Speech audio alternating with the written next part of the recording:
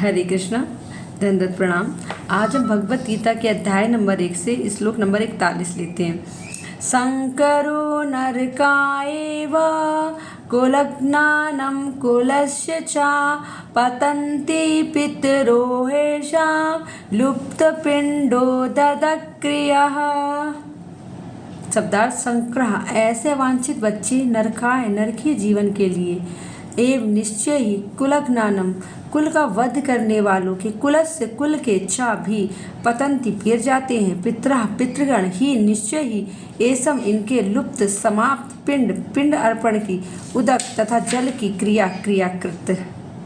अन्वय: संग्रह अवांछित संतानों की वृद्धि से, कुलज्ञानम कुल का वध करने वालों के, कुलस्य चा और कुल के लिए भी, नरकाय नरकीय जीवन एवं निश्चित ही उत्पन्न होता है।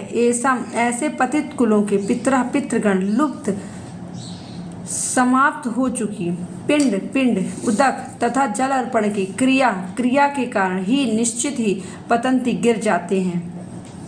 अनुवाद: अवांछित संतानों की वृद्धि से निश्चय ही परिवार के लिए तथा पारिवारिक परंपरा को विनिष्ट करने वालों के लिए नरकीय जीवन उत्पन्न होता है। ऐसे पतित कुलों के पुरखे पितर लोग गिर जाते क्योंकि उन्हें जल तथा पिंड दान देने की क्रियाएं समाप्त हो जाती हैं।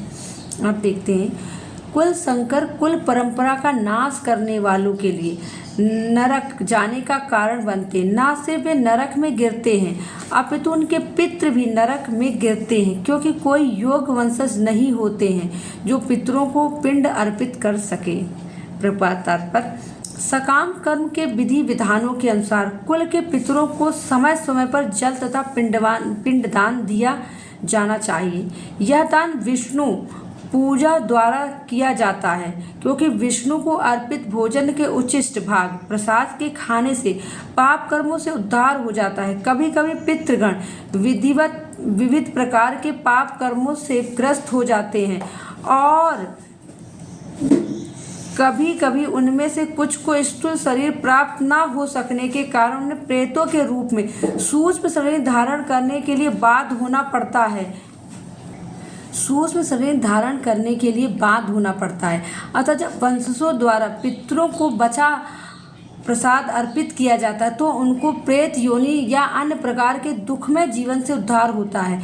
पितरों को इस प्रकार की सहायता पहुंचाना कुल परंपरा है, और जो लोग भक्ति का जीवन यापन नहीं करते उन्हें ये अनुष्ठान करने होते। केवल भक्ति करने से मनुष्य सैकड़ों क्या हजारों पितरों को ऐसे संकटों से उबार सकता है। भागवत में कहा गया है, देव ऋषि भूताप्त निपणाम पितृणाम न किंकरो नयनम ऋणी चा राजन सर्वात्मनम या शरण्यम गतो मुकुंद परिहत्य कर्तम। हे राजन, जिस व्यक्ति ने सारे भौतिक कार्यों को त्याग कर उन मुकुंद के चरण कमलों में पूरी तरह शरण ले रखी है, जो सबों को आश्रय देते, ऐसा व्यक्ति देवताओं, ऋषियों, सामान्य जीवों, संबंधियों, मित्रों, मनुष्यों या दिव्यंत हो चुके पितरों का ऋणी नहीं रहता, क्योंकि इन सभी ऋणियों के जीव भगवान के ही अभियांश हैं।